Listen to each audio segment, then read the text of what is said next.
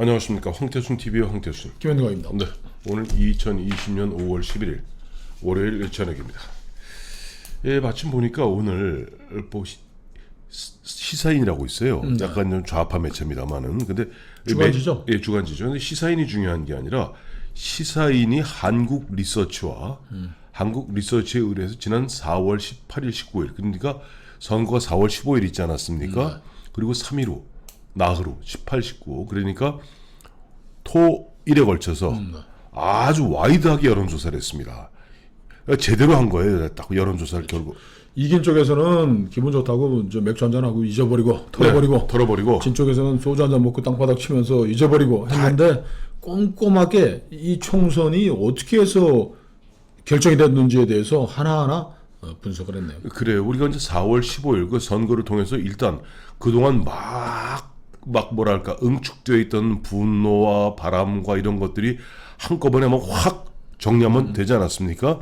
그리고 그 어떤 흥분이 한 3일 정도 지난 다음에 어느 정도 비교적 뭐 유권자들이 일상으로 돌아올 즈음에 앞으로 어떠한 또 새로운 담론들이 형성될 것인지에 대해서 정말 시사인이 보니까 좌파 매체입니다만은 한국 리서치에 제대로 의뢰해서 봤는데 한국 리서치가 또 제일 큰 여론조사, 제대로 된 여론조사를 했네요. 예. 우리가 이게 사실 이게 약해요. 약해요. 되돌아보고 점검하는 거. 예, 이거 뭐몇 석 얻을까 미래 예측은 맞지도 않는 거 그냥 막 해대면서 끝나고 났을 때 이게 왜 그렇게 됐지? 돌아보는 거는 시사인이 처음 했네요. 처음 했네요. 그리고 이거 보니까 지금 미래통합당 앞으로 이제 지도부 뭐 현재 주호영 원내대표 있지 않습니까? 뭐 상중이죠 아직은. 내일 막 발의한다 그럽니다만은 이 보면 이거 다시 한번 시사인에서 한 거 보면 저 중앙여론조사심의위원회 그 홈페이지에 다 올라 있습니다. 그걸 한번 꼼꼼히 보시면 아 이렇구나. 이건 진짜 내 돈 한 푼 안 들이고 그 보면 실제 보면 어떤 일이 어떻게 있었는지를 갖다 한번 점검해 볼 수 있는 좋은 계기가 될 것 같습니다. 우선 가장 눈에 띄는 게 저는 크게 두 가지라고 봐요. 크게 두 가지인데 첫째는 조국 법무부 장관 그 보면 각 그 문재인 정부의 정책에 대해서 물어본 게 있습니다. 뭐 대북 문제 무슨 문제면서 첫 번째로 물어봤던 게 지난해 있었던 조국 법무부 장관 임명에 대해서 어떻게 생각하느냐라고 물었더니 그 잘한 것이다가 25.4%. 아니다. 잘못된 것이다가 64.3%로 거의 2배 반입니다. 그러니까 뭐 그 당시에는 조사하면 반반이죠. 여건지 반반 40 내지 뭐 50 가까이 다 잘했다 나왔는데 딱 냉정하게 이제 저 털어버린 거. 저는 이게 어디서 느껴지냐면 그 정경심 씨가 어제 10일 날인가요? 10일 날 뭐 저 구속에서 풀려나고 200일 만에 풀려났죠. 또 뭐 조국이 또 재판이 나오고 그랬는데 5월 8일 나왔죠. 친여 여론 언론 매체들의 반응이 싸늘해요. 그렇죠. 저는 전 같으면 뭐 서초동에 저 뭐 개싸움 뭐 국민운동 본부가 주관으로 뭐 환영식하고 헬기 띄우고 뭐 지미지 카메라 해가지고 뭐 난리가 났을 텐데 싸늘하단 말이에요. 무슨 뭐 따뜻한 뭐 이렇게 뭐 한 접시 뭐 말아서 주는 것도 없이 그냥 내깔려 두는 듯한 그런 분위기인데 이 부분은 이렇게 설명할 수 있을 것 같아요. 그러니까 조국도 보면은 사실은 조국은 하나의 전장터에 불과했던 거예요. 즉 문재인과 좌파 정권을 지키기 위한 그들 아니다. 이번 기회에 문재인과 좌파 정권을 허물겠다는 우리들 이들이 치열하게 맞붙은 백마고지 전투. 백마고지가 바로 조국이란 그 조국과 정경심이었던 거예요. 그러니까 그때는 좌파 진영의 유권자들도 잘못된 거 알면서도 잘 됐다고 억지를 썼던 거죠. 부득부득 썼던 거고 이제 현실로 들어오니까 조국 너는 그동안 애썼다. 많이 잘 썼다. 용도 폐기. 뭐 대선 후보로 간다. 뭐 부산 경남의 총선을 책임진다. 부산 뭐 지사로 나가본다. 이거 이제 다 무망한 얘기가 됐고 이제 조국 외로운 조국으로 그 물수건으로 저 차 닦아주는 뭐 열혈 팬들 물티슈로 닦아주는 열혈 팬들 조금 남은 거 외에 조국의 정치적 용도는 이 집권 세력에 의해 완전 폐기됐다. 이렇게 보는 게 맞겠죠? 그렇죠. 그리고 이제 그거보다 사실은 전 더 충격으로 받아들였던 것이 역대 우리가 보면 여론조사 하면서 이런 거 하잖아요. 역대 대통령에 대한 호감도를 묻습니다. 그러면 잠깐 과거에 잠깐 노무현 대통령 돌아간 다음에 잠깐 노무현 대통령이 1등한 적이 있습니다만은 부동의 1위가 박정희 대통령이었어요. 그런데 저희가 이제 늘 말씀드립니다만은 이미 80년대 대학을 다녔던 386들이 네. 이제는 51세에서 60세입니다. 우리나라 지금 50대가요. 박근혜 대통령이 당선되던 2012년에 50대가 아닙니다. 네. 그때는 그 지금 386 애들이 40대였고 지금 386 이 선수들이 51살에서 59세, 50대 주축입니다. 그러니까 이 사람들이 보는 우리 사회, 우리 역대 대통령에 대한 지지율이 있어 박정희와 노무현 대통령에 대해서 각기 평가했는데 저는 기절하는 줄 알았어요. 이게 이제 여론조사 기법인데, 네네. 그럼 당신은 보수를 뭐 보수입니까, 네. 뭐 진보입니까 이렇게 참 애매한 그게 참 답하기도 좀 애매하고 그런데 예. 박정희가 좋으냐 김대중이 좋으냐 예전에 그렇게 물었어요. 그렇죠. 한국 리서치하고 저희도 뭐 여론조사 네네. 많이 했는데 네. 이번에는 당신이 진보냐 보수냐에 대해서 네. 박정희가 좋으냐 노무현이 좋으냐를 물어본 겁니다. 그렇습니다. 그러니까 이게 지금 이번 총선이 어떻게 이루어졌느냐, 그러니까 박정희가 좋으냐 어떻게 이런 게 나올 수 있느냐 그러면 이분들은 이제 저 친보수적인 분인데 네. 박정희에 대해서 호감이 간다가 41.6%, 그렇죠. 호감이 가지 않는다가 51.1%. 아니 대한민국을 내션 빌딩한 건국의 아버지. 건국의 아버지라고 할 수 있는 박정희에 대해서 호감이 가지 않는다는 사람이 10% 포인트 더 많은 상황에 대해서 이게 바로 세상이 바뀐 겁니다. 그렇죠. 그 다음에 노무현 대통령 노무현에 어때요? 대해서는 네. 호감이 간다가 네. 74.2%, 네네. 호감이 가지 않는다가 23.0%인 거예요. 그러니까 노무현이 완벽히 부활한 이런 정치 지형에서 네. 이번 총선은 치러졌다. 근데 자, 여기서 한마디 더 첨언하자면은 지금 보면은 박정희 대통령이 돌아가신 게 79년 아닙니까? 그러니까 41년 전에 돌아가신 거예요. 네. 그러니까 지금 41살 된 친구들은 태어나기도 전에 40살 된 친구들은 태어나기 전에 박정희 대통령이 돌아간 거고 이들이 박정희 대통령에 대해서 아는 것이라고는 정교조 선생들이 주축이 되어 있는 학교 교육을 통해서 굉장히 보면 뭐 유신이니 뭐니 나쁜 이야기만 들었던 그렇죠. 거예요. 그게 이제 성공을 한 거죠. 좌파의 네네. 뭐 100년 전쟁이라는 그 틀로 그렇습니다. 이승만 박정희를 폄훼했던 게 성공한 거예요. 그건 뭐 문화적인 헤게모니를 저쪽이 장악한 네. 것이고 네네. 산업화가 먼저냐 민주화가 먼저냐 우리 사회의 큰 담론 중에 하나인데 네. 산업화보다 민주화를 더 중시하는 세력들이 네. 어마어마하게 더 커진 상황이라는 걸 인정하지 않을 수 없는 그런 조사인 것 같습니다. 그래서 그와 관련해서 이제 총선에 이번에 총선에서 집권 여당이 승리한 이유에 대해서 첫 번째 묻고 있어요. 네. 그때 뭐 어떻게 나왔습니까? 이게 저 미래통합당은 참 뼈 아픈데 네. 우리가 어떻게 질 수 있냐 그러는데 네. 자 지금 60.8%가 응답자예요. 60.8%가 미래통합당이 잘못해서 집권 여당을 찍어줬다는 거예요. 그리고 문재인 대통령과 정부 여당이 잘해서는 26% 거의 3배 가까운 사람들이 그래요. 미래통합 니들이 못 나, 그러니까 니들이 못 나서. 이 사실에서 확인되는 거는 미래통합당은 뭐 무슨 혁신공천을 한다, 물갈이를 한다, 수도권에 청년 벨트를 하겠다, 험지 차출론을 하겠다, 네. 뭐 김용태 서울에 있던 김용태를 어디 뭐 경기도에 보낸다 막 난리쳤는데 국민들은 네. 참 한심하다라고 평가를 내린 거죠. 그렇습니다. 자, 이런 부분들에 대해서 지금 뭐 미래통합당 주호영 원내대표 대표 권한대행을 중심으로 찬찬히 자기를 갖다가 한번 되돌아보는 그런 계기가 되었으면 좋겠고요. 근데 정책 현안들에 대한 질문들을 보면 네. 코로나19 이후 네. 그 문재인 정권이 끌어갈 그 정책 현안들에 대해서 네. 굉장히 저 뭐랄까 선택 폭이 좁다. 네네.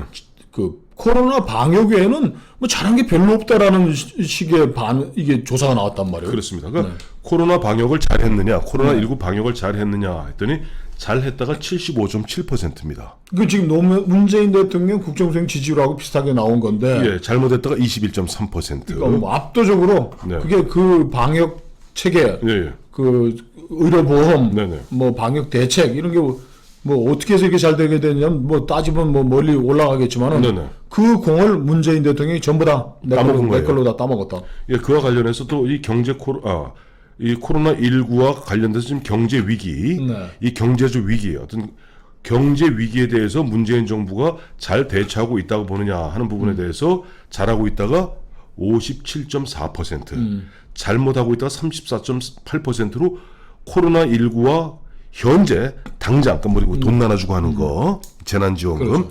여기에 잘한다는 사람들이 못한다 보다는 훨씬 많습니다. 그러니까 100만 원짜리 흰 고무신 나눠준 거 네. 잘했다 뭐 이런 거. 그러니까 지금 저희들은 이제 그 총선 전에 경제 정책의 문제점이 이제 소득 주도 성장, 탈원전, 탈원전, 최저임금제 이런 문제였는데 네.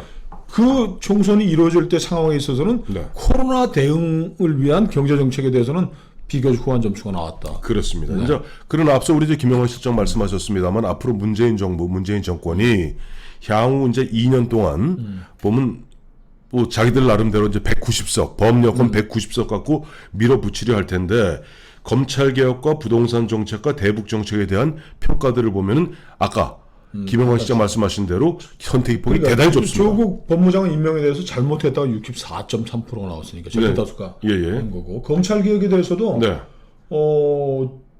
팽팽해요. 지금 이렇게 뭐 공수처 이걸 뭐 특별감찰관도 임명한 지 3년째 임명하지 않으면서 공수처장을 뭐 임명해가지고 하겠다는 것들에 대해서 국민들이 굉장히 경계심을 가지고 지켜보고 있습니다. 네. 검찰 개혁에 대해서 잘했다? 45.2%. 잘하고 있다가 45.2.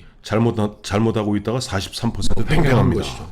그러니까 70%의 국정수행 지지율을 가지고 있는 대통령은 여차하면은 쑥 다 빠져 버리는 수가 있는 거죠. 그렇죠. 40으로 줄어들 위기에 있으니까 이거 하나하나 끌고 가기가 180석에 덧채 대통령도 걸릴 수밖에 없는 것이죠. 또 그와 관련해서 우리 가장 이제 민감한 게 부동산 정책 아닙니까? 이 부동산 정책에 대해서도 국민들은 사실은 굉장히 경계의 눈초리를 갖다가 지금 지우고 있지 않습니다.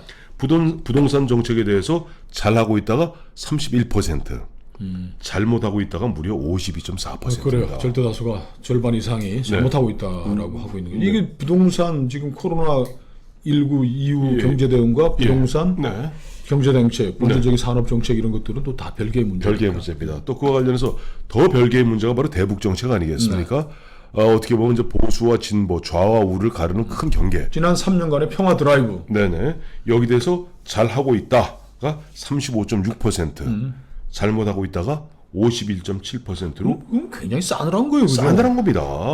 그 쇼를 그렇게 했는데. 그렇죠. 자, 이제 이와 같은데도 불구하고 또 보면은 여기에 보면 앞으로 우리가 또 경계해야 될 부분들이 몇 가지가 있습니다. 정당별 국정 역량 평가라는 게 있어요. 그러니까 각 당을 불러주고 이 당이 유능하다고 보느냐, 무능하다고 보느냐. 호감도 비호감도하고 연결이 되겠죠. 그 정당별 국정 역량 평가에서 민주당은 물론 이건 뭐 선거 끝나고 3일 후니까 그 일정 부분 좀 그런 편견이 들어갔다, 바이어스가 들어갔다고 보시더라도 민주당이 유능하다고 보는 게 47.8. 절반. 무능하다고 보는 게 27.8입니다. 그와 반해서 통합당이 유능하다고 보는 사람은 14.3밖에 안 됩니다. 그리고 미래통합당이 무능하다고 평가하는 유권자는 무려 63.8%입니다. 그러니까 그 당의 유능하다 유능 무능은 어떤 당 지도부 리더십 이런 것도 있겠지만 결국 현안들에 대해서 어떤 입장을 내고 재난지원금에 대해서 어떤 일관된 정책을 내고 이런 것들에 가장 큰 영향을 받는 거란 말이에요. 그렇죠. 그러니까 총체적 그 체질을 끌어올려고 개선해야 되는 것이지 이거는 뭐 무슨 비대위다 뭐 누구를 데려와야 된다 이거는 좀 본질과 틀린 이야기다. 그렇게 그렇습니다. 이제 그와 관련해서 이제 통합당이 그렇다면은 통합당이 어떻게 보면 주홍 글씨가 있지 않습니까? 탄핵을 당한 정당이다 하는 그런 부분에 대해서 이 또 유권자들 1,100명에게 물어봤어요. 그래도 미래통합당이 탄핵에 대해서 박근혜 대통령 탄핵에 대해서 정치적 책임을 졌다고 보느냐. 이게 굉장히 중요한 이야기입니다. 그러니까 아직 국민들은 이 탄핵, 우리 사상 초유의 현직 대통령 탄핵, 파면, 구속이라는 일이 벌어지지 않았습니까?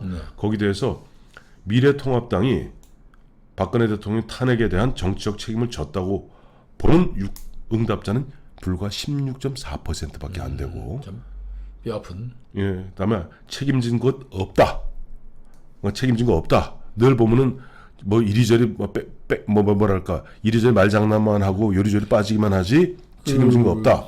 박근혜 대통령 비서가 평생의 유일한 그 이력인 이정현 당 대표가 자기가 박 대통령을 국회에서 탄핵 소추안 처리해놓고 물러나진 않았잖아요. 그렇죠. 그리고 또 정우택 친박 체제가 들어서는 거 보고 물러났단 말이에요. 그렇죠. 그러니까 유권자들, 우리 국민들은 한 정당, 한 정권의 행보를 정확하게 보고 있다가 끝까지 기억을 하는 거예요. 그러니까 무서운 거죠. 여기에서 황교안 전 대표의 세모도 반드시 들어갑니다. 그러니까 황교안 대표, 전 대표 같은 경우는 박근혜 대통령 시절에 법무장관하고 국무총리 대통령 권한대행을 하지 않았습니까? 그러니까 미래통합당이 탄핵에 대한 정치적 책임을 졌다고 보는 사람이 16.4%인 반면에 책임진 것이 없다고 답한 응답자가 무려 81.2%입니다.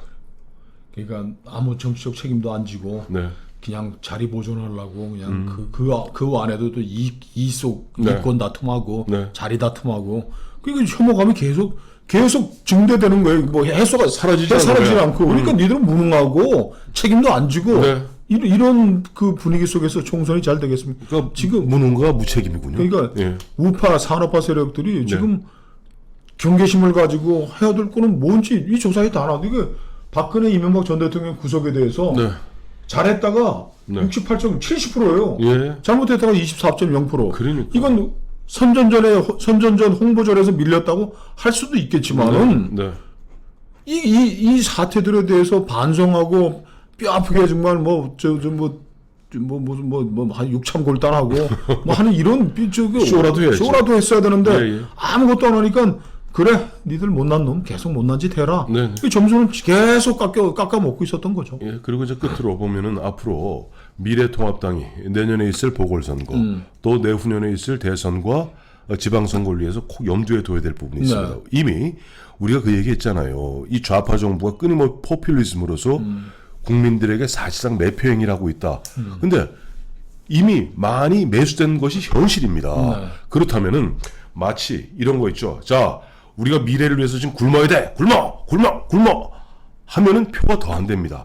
이것이 한 방에 들어 나오는 것이 뭐냐니까 복지에 더 많은 돈을 써야 하느냐 마느냐를 물었어요.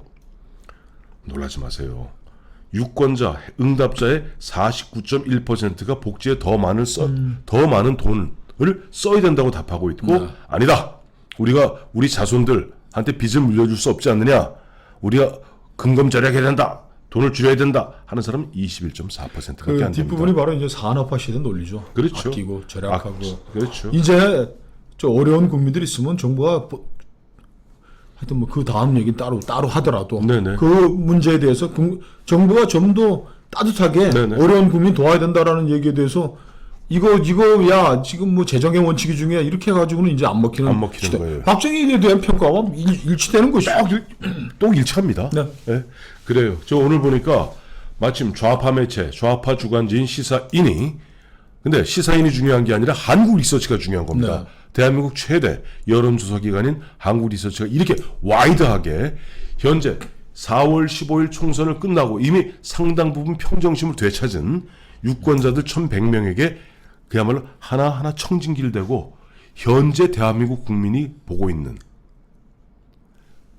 미래는 어떤 것인가? 그렇죠. 오늘은 어떤 것인가? 미래통합당이 이렇게 참패할 수가 있냐라고 분해하시는 분들에 대해서 이래서 졌다라고 차근히 조사한 뭐 그런 결과인 것 같습니다. 그렇습니다.